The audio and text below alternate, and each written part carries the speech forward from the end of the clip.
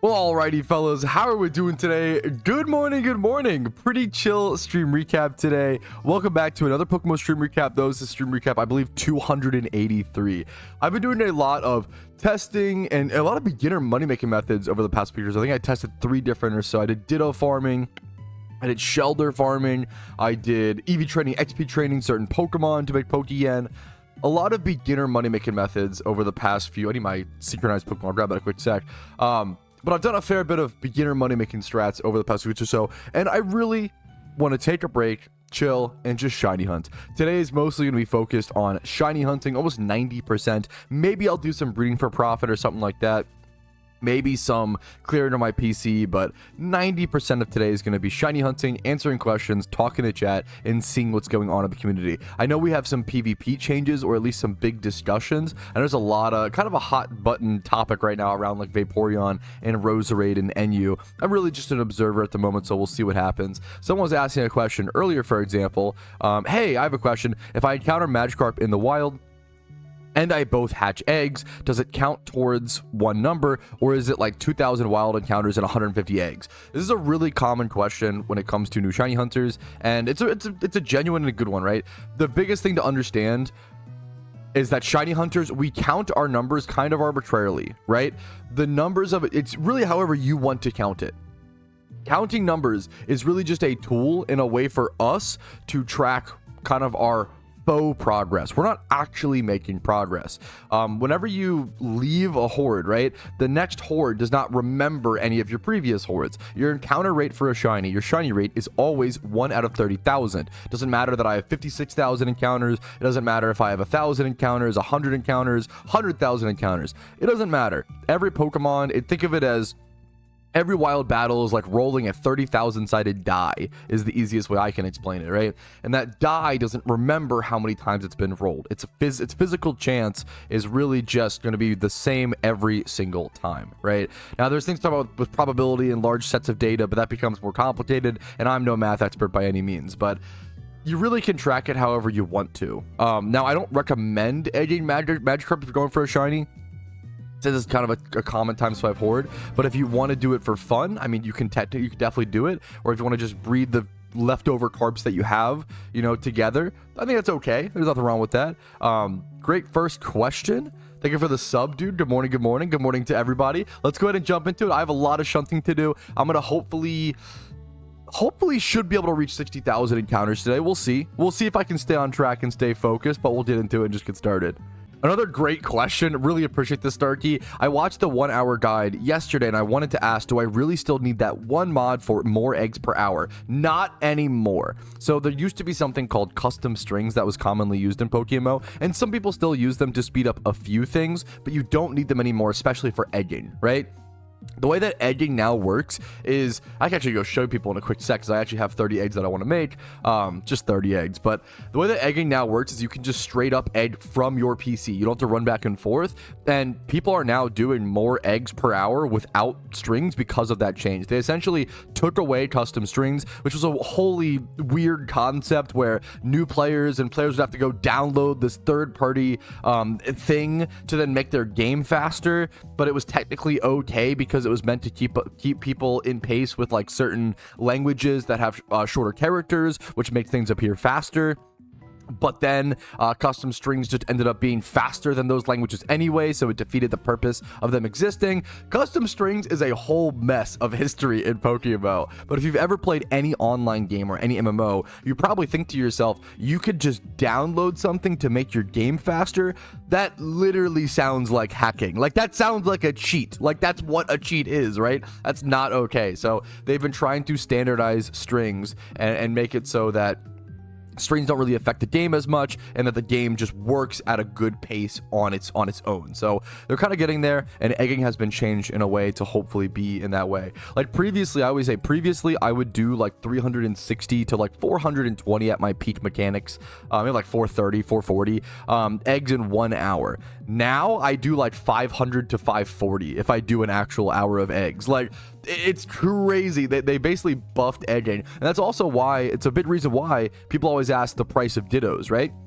a massive reason the price of Dittos and Shittos have gone up is just because people are consuming them faster now. Like the average rare hunter, egg hunter, is consuming 1 to 200 more Dittos per hour. So it kind of makes sense that Shittos are at a higher price, and part of it sucks for rare hunters like myself, but it also kind of makes sense. And I don't know if it's like a bad thing that Dittos are more expensive, you know? That's kind of what it comes down to. Now the 31 IV cost on Dittos, I haven't checked that in a quick sec.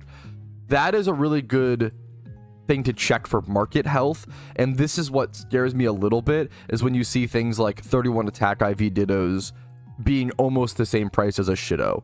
Like that's kind of crazy. That stuff does worry me a little bit, but at the end of the day, that's only one part of the market. It doesn't mean, you know, it's hard for a market to quote unquote be bad. It usually just has positives and negatives, which once again, Dittos being so cheap like that for 1x31 is what's making catching Pokemon for profit not as good as it used to be. And I've talked about that ad nauseum. So it was a great question though. This is a great question. I have a question about selling 5x31 natured Pokemon. Every time I do the math, it looks like people are selling them for like less than 100k profit. How is that possible? How long it would take?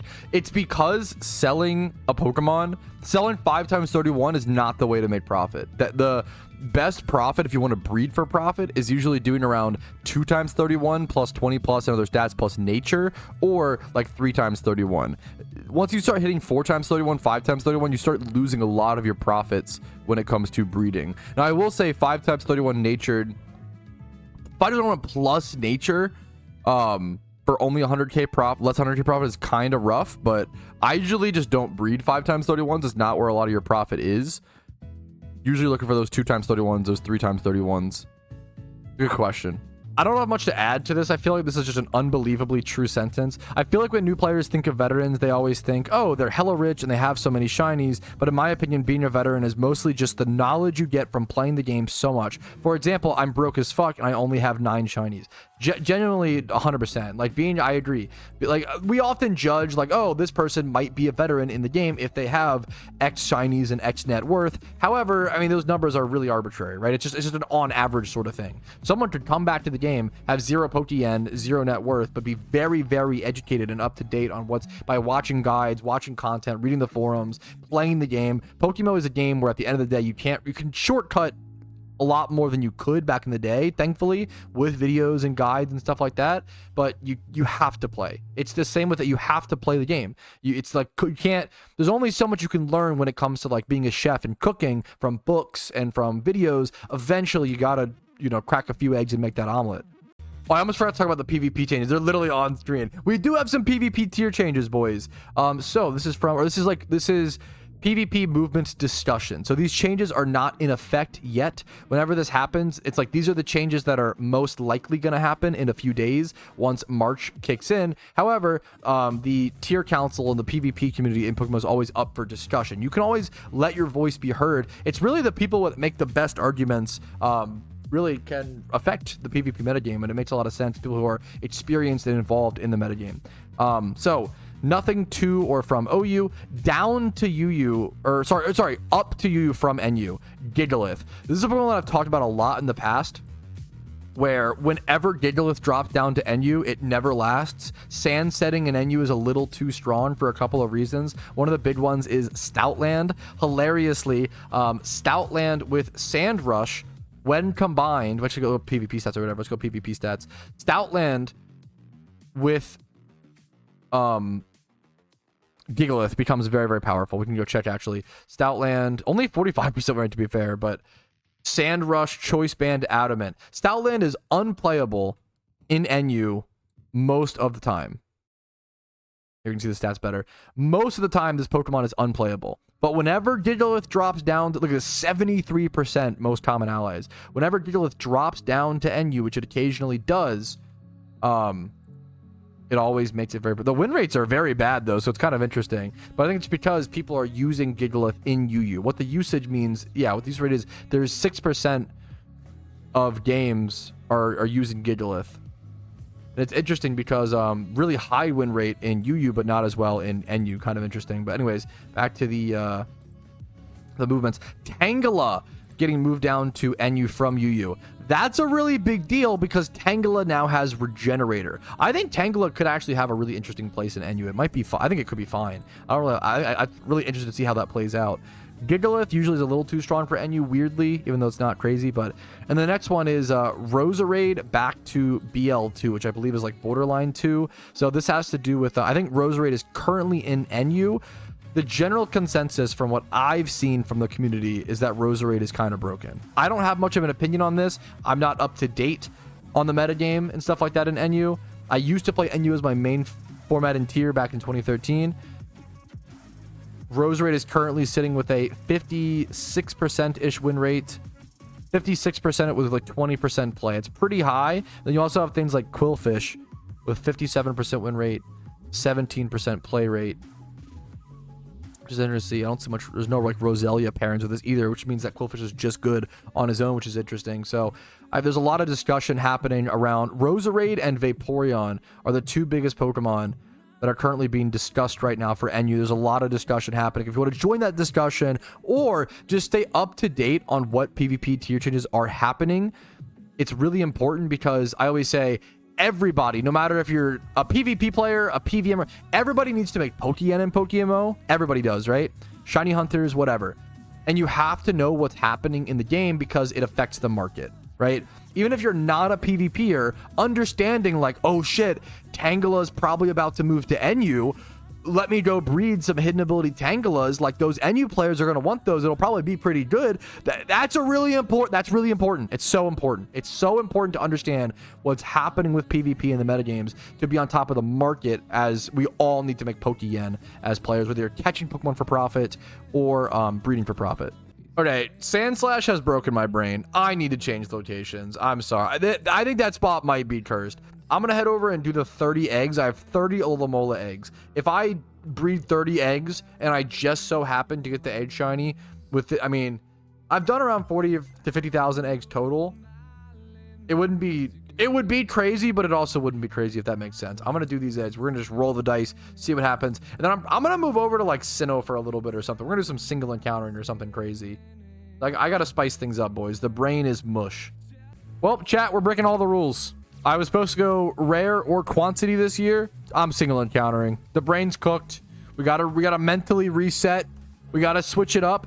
If I get another Ponyta at this spot, I'm opening myself up for a crash out opportunity, but it will be a crash out greater than the world has ever known. All right, this is not officially public or out yet, but I wanted to let people know in the stream recap and in the stream, I am planning a shiny rating. I really want to bring back shiny ratings and fashion contests. I put them off for a little bit during event season because it was just a lot to cover and stuff like that. During that, plus like during events, people are getting new shinies, people are getting a ton of new vanities, right? So it's better to let those events finish and then kind of bring them back after. So we're bringing them back. Shiny ratings and fashion contests, for those who don't know, are just a way for people to flex their outfits, their vanities, and then for example, their shiny ratings, you flex your shinies. We're gonna all meet probably in Celadon City is where I usually go. Celadon City, Channel 3, Kanto on March 6th at 12 p.m. ET, okay? March 6th at 12 p.m. ET. I'll turn my whispers on. Everybody can whisper me their shinies, and I will give you a score from 0 out of 10 and just show off all the hard work you've put into Pokemon. I always say this game does not give people enough ways to flex. So I try to host these events, things like fashion contests, things like shiny ratings, to hopefully give people more incentives to go get things, as well as more just reasons and ways to flex their stuff. Because I think a lot of people put a lot of hard work into PokeMMO and don't always get appreciated for it. So we try to do a little bit of that with shiny ratings and fashion contests, and I hope to see you guys there. What the fuck is 255 EV? Someone asked. Well, I'm glad you asked. This is how PokeMMO used to work and how traditional Pokemon used to work. You used to be able to EV train Pokemon up to 255 back in 2012, 2013, 2014.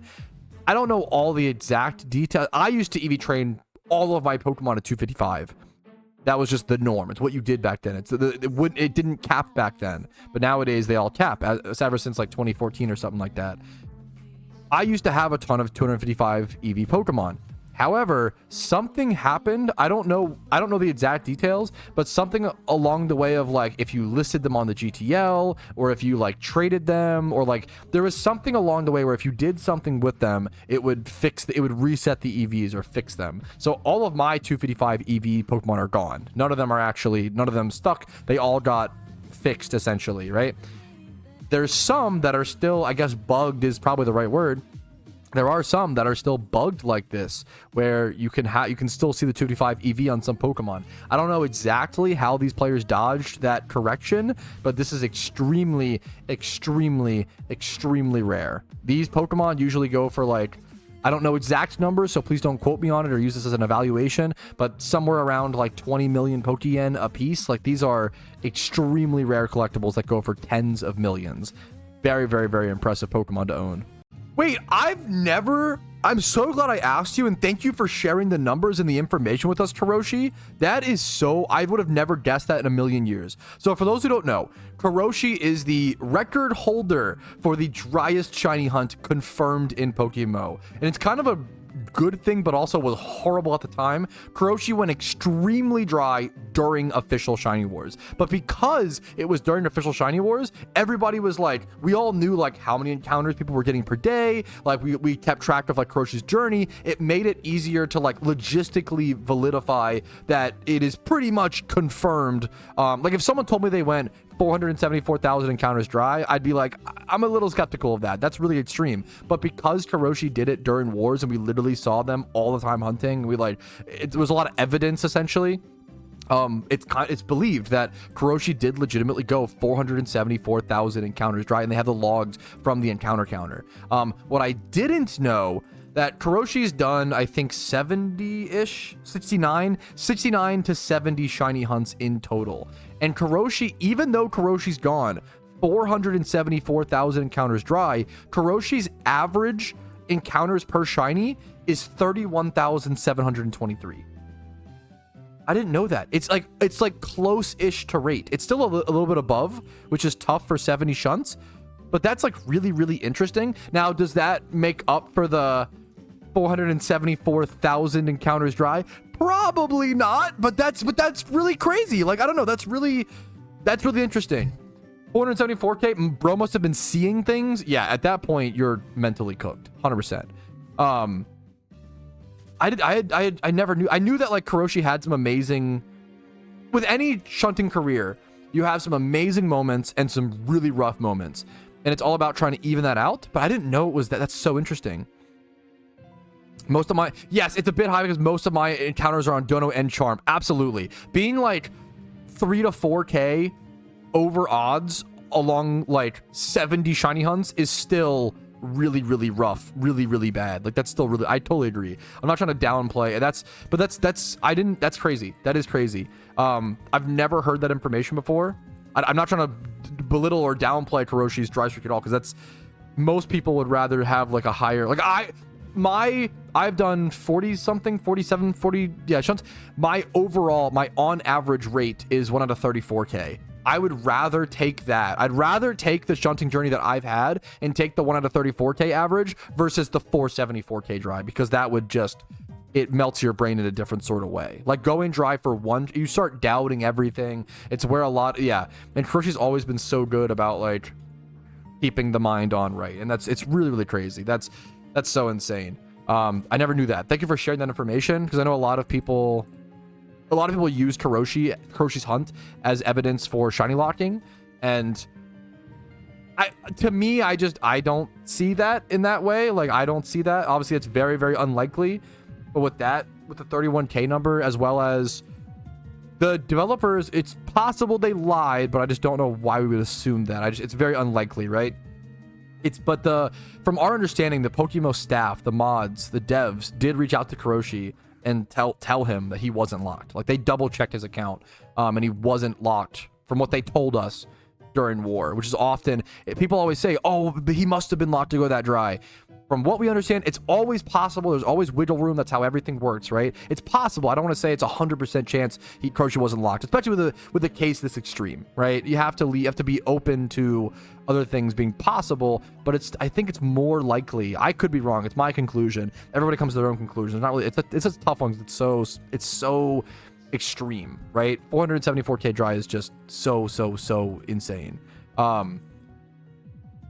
Yeah, it's just so crazy. I think I would guess that Croce wasn't locked from what we've seen, but it's just really crazy. It's tough. I understand losing faith in that. Yeah, I like to have faith that this is from Croce. People aren't being malicious to be malicious. Yeah, it's very unlikely, but I understand why people doubt with this situation, because this was just such an egregious, extreme example of a level of dryness that people can't imagine. You know, it's crazy.